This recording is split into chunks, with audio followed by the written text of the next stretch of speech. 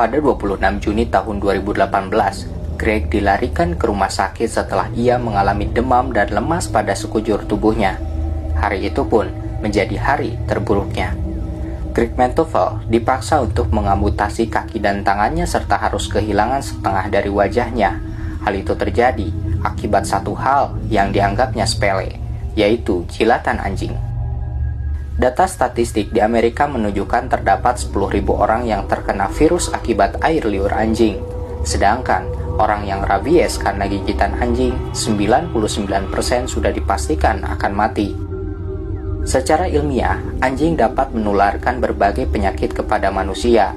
Dr. Ian Royet menemukan 180 sel telur ulat dalam 1 gram bulu anjing.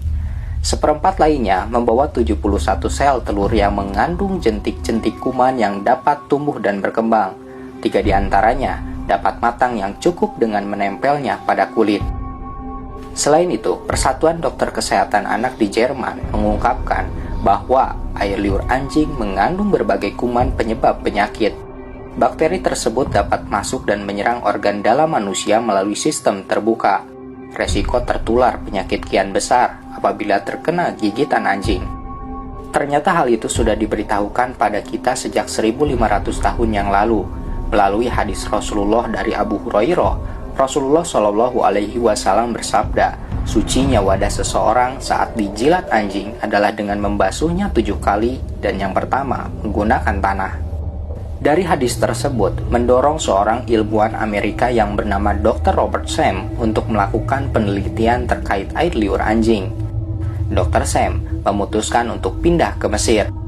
Suatu hari, saat dia sedang bersama dengan teman-teman muslimnya sedang membahas seekor anjing, ia diberitahu bahwa di dalam Islam tidak diperbolehkan untuk memelihara anjing karena air liurnya najis.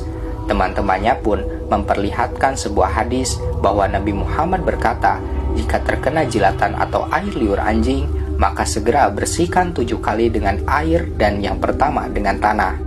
Setelah mengetahui hadis tersebut, Dr. Sam sejenak terdiam lalu dalam pikirannya bertanya-tanya, jika ada alat atau benda yang terkena jilatan anjing, mengapa harus mencucinya 7 kali dan diawali dengan tanah? Bukankah mencuci dengan air saja sudah cukup? Lalu, mengapa Muhammad memerintahkan membasuhnya dengan tanah? Karena rasa penasarannya tersebut, akhirnya ia pun mulai melakukan penelitian. Awal mulanya, ia mempersiapkan sebuah wadah yang sudah terkena air liur anjing. Kemudian ia mencucinya dengan air dan sabun. Setelah ia melihat hasilnya, ternyata mencuci dengan air dan sabun masih meninggalkan jutaan bakteri. Tidak menunggu lama, ia kemudian mengikuti metode yang telah diajarkan Nabi Muhammad.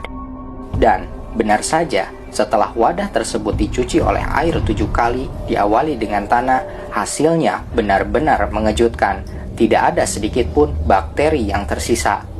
Pertanyaan baru muncul dalam benaknya, jika pada abad ke-19 baru ditemukan bakteri oleh ilmuwan Prancis Louis Pasteur, lalu mengapa Muhammad dapat mengetahuinya lebih dulu sebelum ilmuwan modern menemukannya?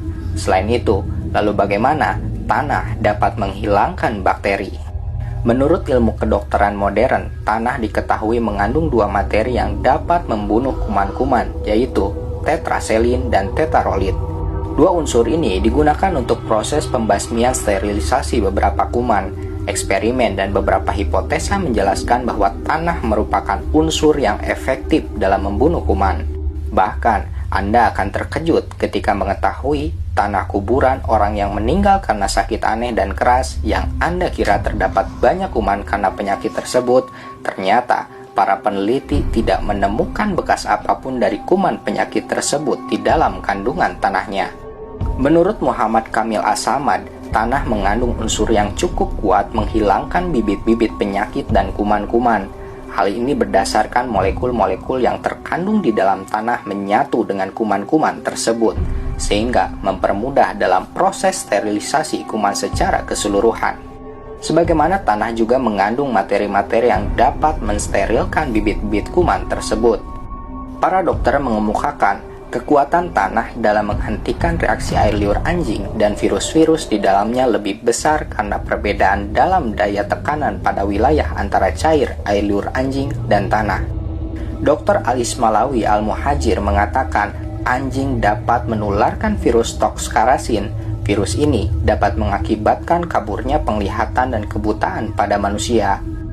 Dr. Sam setelah melakukan penelitian mendalam tentang ajaran Islam dan memahami siapa Nabi Muhammad, ia berkesimpulan bahwa Nabi Muhammad bukan hanya utusan Tuhan yang membawa wahyu, tetapi apa yang disampaikannya pun mengandung kebenaran untuk menyelamatkan manusia.